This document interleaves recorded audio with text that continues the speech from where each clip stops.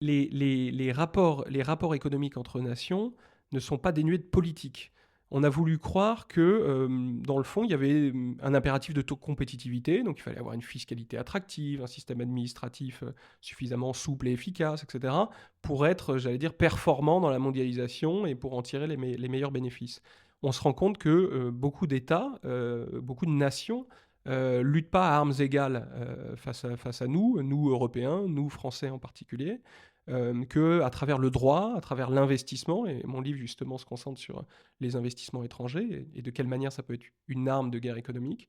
À travers ces outils-là, ils peuvent fausser la concurrence d'une certaine façon. Donc là, finalement, l'Europe se retrouve face à un dilemme. C'est soit elle continue de jouer avec les règles telles qu'on nous les avait présentées dans les années 90, telles que les États-Unis les ont promues pendant plusieurs décennies, et dans ce cas-là, le déclassement français et européen n'a pas de raison de s'arrêter. Soit on prend conscience que les autres ne jouent pas avec les mêmes règles. Ce que je dis peut paraître assez banal, parce que je pense qu'il y a une prise de conscience qui est en cours, mais il y a une prise de conscience qui reste un peu à un niveau théorique. Maintenant, il faut comprendre quelles sont les armes des nations rivales,